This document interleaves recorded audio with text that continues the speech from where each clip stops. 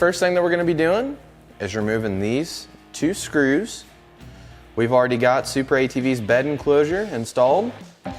So we're just going to remove these 2 screws right here from where the bed enclosure was. So if you don't have an enclosure installed, you'll just remove your 2 factory screws. Then once you remove these 2 screws, we're going to jump back here to this location to where your factory hook is.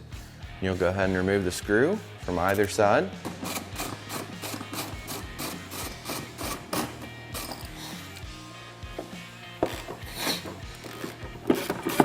Once you've removed our hardware,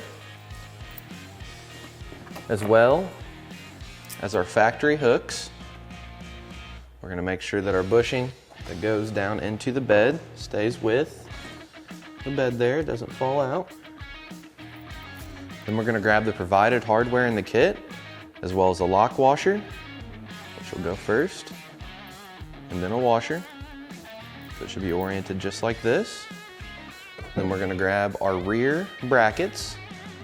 We'll have 2 that'll look just like this. So whenever we install our brackets, we're going to make sure that the curved portion of the bracket is facing towards the front of the machine.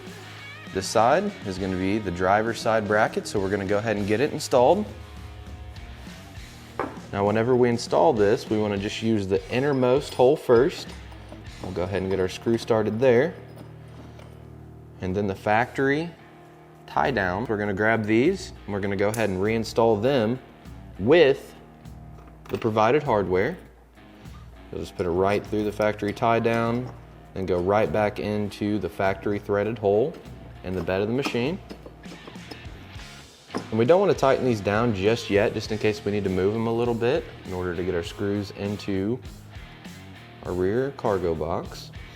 So we got our screws started there. We're going to do the same exact thing on the opposite side. Now we're going to grab our rear bracket.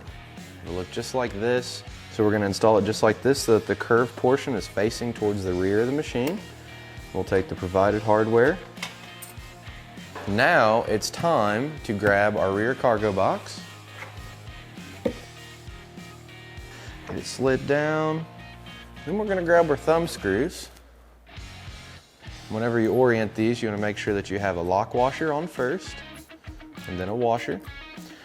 And then we're going to line our holes up here.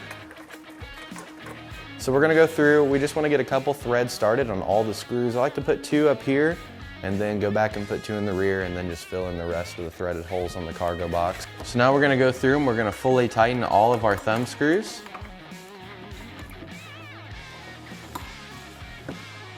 And you want to get them pretty tight. You want to get them to the point to where the lock washer crushes and then you want to stop. You don't want to try to over tighten them. And these are thumb screws. They're not meant to be used with any kind of a tool. You don't want to put a pair of pliers on them, anything like that. All right, we got them all tight. Now we're going to come back through and the rearmost screws that I said to leave loose, we're going to go ahead and fully tighten these.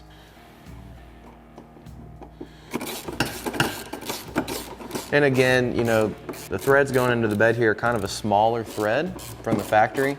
So you want to make sure you get them tight, but you don't want to over tighten them. You don't want to pull your factory threads out. That's going to cause all kinds of issues there for you.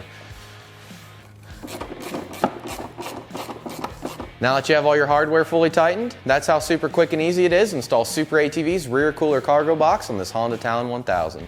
For more information on this cooler cargo box or any of SuperATV's great products, feel free to give us a call at 855-743-3427 or check us out online at superatv.com. Thanks for watching, and we'll catch you next time.